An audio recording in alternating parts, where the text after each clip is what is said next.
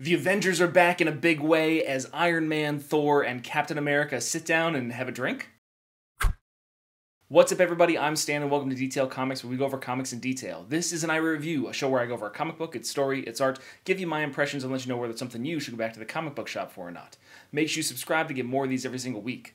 The book that I want to talk about right now kicks off Marvel Fresh Start, and that is Avengers Number One. So this is the story of Iron Man, Tony Stark. It's the story of Captain America. It's the story of Thor, Odin's son, and evidently they're sitting around having a drink. But it's more than that. There's an introduction of a lot of other aspects of the Avengers story that I just can't get into right now. So let's dive into the actual book and see what we've got. Avengers Number One is a fresh take from Marvel on the team, and it leads directly from the events of Marvel Legacy Number One, as well as the aftermath of Avengers No Surrender. So when we open up the story, we actually jump back to Avengers 1 million BC, which does more than just rewrite the entire history of a lot of these different characters. And when I say that, I mean that Agamotto, he is like 25,000 BC, the Black Panther somewhere around 10,000 BC, and yet all of these characters are now 1 million years in the past, led by Odin, who just happens to be in the need for a drink. Talking to the Star Brand, which is kind of like a Hulk, we actually just get a little bit of a conversation between them, all wondering exactly what they're going to be doing, how are they going to be fighting. And then Agamotto starts talking about exactly what's going to be going on here. Even though he's the Sorcerer Supreme, he can't seem to explain the events that are going on, and while Odin and the Phoenix actually have this kind of confrontation, her insinuation that the All-Father isn't necessarily up to the challenge, Odin proceeds to say that he will fight until his very last breath, until he spills his blood all over the field of battle, and then after, in the void, he would find the soul of the Phoenix, and they would make love for 1 billion years in the ashes of infinity.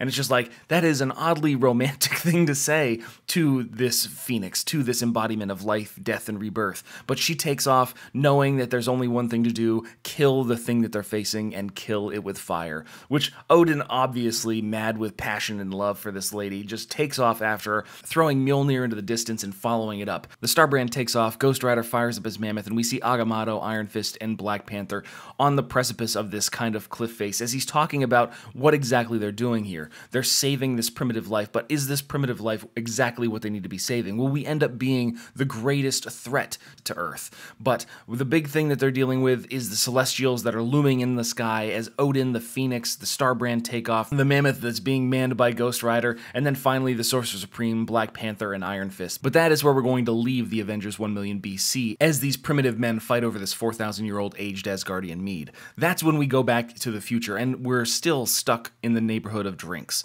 And that's going to be between Thor, Iron Man, and Captain America. As they're sitting here, they're reminiscing about various things that are going on. They've all had their own trials and tribulations that have happened in the past. Tony Stark, of course, going into a coma after the events of Civil War II, and then being put on the sidelines only to be resurrected in Brian Michael Bendis' Invincible Iron Man. And then we've got Captain America. Captain America, who is actually the current version of Captain America, not the Hydra Captain America that was modified by the Cosmic Cube to be an agent of Hydra and then eventually overthrow and run the entire government in a very evil organization style. He's the person that's trying to go on this goodwill mission and redeem his now tarnished reputation. And then, of course, you have Thor. Thor is the person that is missing his Mjolnir. Even though he's holding this golden hammer and it's sitting there on the table, it's an indication that this isn't necessarily the hammer that we're kind of expecting. It's not a new version of Mjolnir. This is one of many things that he's created, many hammers. And while Avengers Number One should be telling us that everything is okay,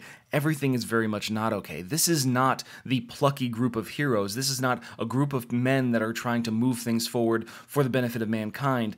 Half of this seems to be some sort of rehab. As we're talking, Tony Stark even gives the indication that there's a lot of better qualified people. When Thor and Iron Man originally came together as part of the Avengers to fight Loki, there was a need for these people because they were the unique few. But now there's far too many heroes for them to just consider themselves as special. However, Thor has the greatest point. It needs to be these three. These three need each other. They need the Avengers. They need that redemption, that calling to become a driving force for their existence. And that's really the key around this. Tony's surprisingly reluctant in this because he's usually relatively gung-ho about these kind of things, but it seems like timing is just not on his side. So while he's talking to them about what they really need to embrace, they just need to sit around and wait until we get the next global scale kind of travesty that they need to defend from, and then immediately his global warning system tells him that there are giant anomalies inside space that are opening up 200 miles above them. However, at that exact same time in South Africa, near the cradle of civilization, we see Doctor Strange and Black Panther investigating these channels that were opened up in Marvel Legacy Number One. This archaeological dig where we found these dead archaeologists and symbols painted across the walls. And these symbols are more than just what simple cave paintings once used to be. You've got the symbol of Black Panther, you've got the Eye of Agamotto. These are things that have very serious connotations for these characters right now. The big problem is that this once held the Celestial that we saw in Marvel Legacy Number One that was defeated by the Avengers 1 million BC. And the big reason that everything has kind of come to pass now, Agamotto had him held in place with various spells, but the events of Jason Aaron's Doctor Strange and the Empirical, which devastated magic on a global scale, have caused these spells to break and no longer be able to be reconstituted due to the ancient nature of their magic, which is a really serious consequence from Jason Aaron's Doctor Strange run that is impacting the events of his Avengers run, which I love those kind of crossover pieces of continuity. And then as we look, they stare at a wall, they see these tunnels that are boring down into the center of the earth. Black Panther had sent a probe down them, and it's gone 200 miles deep without any kind of response. So knowing that the symbol of Doctor Strange, the symbol of Black Panther, those are currently on those cave paintings, they have been called into action, and this has been in place long before they ever actually made their way into the caverns as their current iterations. So what they're going to have to do is they're going to have to end up in the center of the earth. Heading over to East LA, we actually get Robbie Reyes as Ghost Rider, who's having a conflict within him that seems to be stemming from the events of Marvel Legacy Number One, where he had the conflict with Starbrand.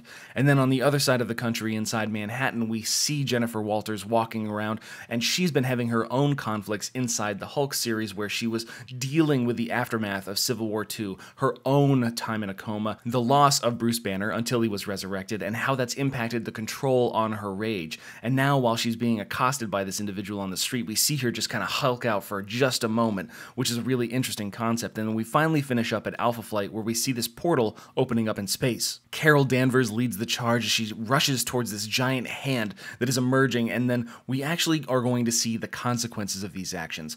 While Tony, Thor, and Captain America bicker inside a Quinjet, we jump back into the Earth, where we see Black Panther and Doctor Strange emerging deeper within the center of the Earth, and there's all these different kinds of pods, very reminiscent of aliens when we're talking about the facehuggers, or some sort of hive where everything's of an alien nature. And Jason Aaron continues to tie all the events into what happened in Marvel Legacy Number One, as well as into each other's stories. So while Robbie Reyes isn't directly impacted by Doctor Strange and Black Panther, the events that they're uncovering in South Africa tie in to what's happening to Robbie Reyes inside East LA, as these bugs, these kind of like alien bugs, emerge next to his house, and then the Ghost Rider flares up so that way he can fight them. Doctor Strange and Black Panther, of course, have to leave so that way they don't get exposed to this kind of conflict. They don't end up in a fight deep within the center of the Earth. Jennifer Walters, she was on a run, and now she's actually next to a giant dead celestial, which is laying on the sides of the Hudson River, which has been slowed by Captain Marvel, who's trying to keep these various giant 2,000-foot tall beings from crashing into the Earth into high population centers. She's doing some defense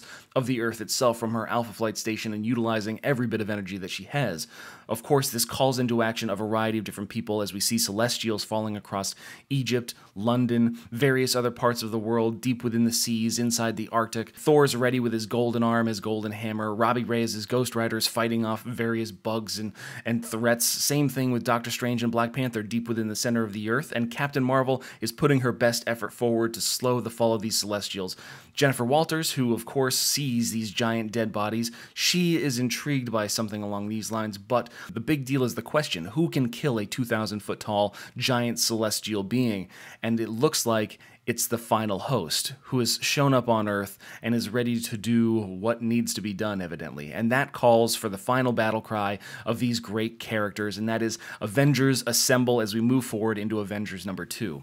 So while Avengers Number 1 isn't a book that is perfect, it has got a very cool art style. I really like Ed McGuinness' work on that. I love his square-jawed versions of Steve Rogers and Thor. His Carol Danvers leaves a little bit to be desired, but I really like his Jennifer Walters, so I think it's just a matter matter of getting Ed McGuiness into the flow when it comes to the actual art style. The coloring that goes into this just makes this book vibrant and pop. One thing about Jason Aaron is that he's getting into big blockbuster storytelling when it comes to this. It can be heavy on the dialogue, the exposition, the explanation. He's rewriting a lot of Marvel history. So I'm still not ruling out the fact that there could possibly be some involvement of the Time Stone to create the Avengers 1 million BC, simply because there are so many different things that are happening in the evolution of Black Panther, the evolution of Agamotto, all these different characters. They look far more advanced than the other primitive men that are currently on the planet when we open up with these storylines. But as for Avengers number 1, I think that overall it succeeds in creating excitement for the new series, and it picks up spiritually where we want the Avengers to, and it picks up spiritually where we want the Avengers to be. However, it's going to take issue number 2 and the conclusion of the first arc to really get me on board with this series in a major way, because the Avengers, it's a concept that seems relatively dated, as Captain America, Iron Man, and Thor kind of said themselves. But I want to know what you guys think too, so hit me up in the comments down below and we can start that conversation. As always, if you like what you see, hit the like button. Don't forget to subscribe to get more news, reviews, and commentary on comic books, comic book movies, comic book TV shows and games, and anything and everything inside the world of comics.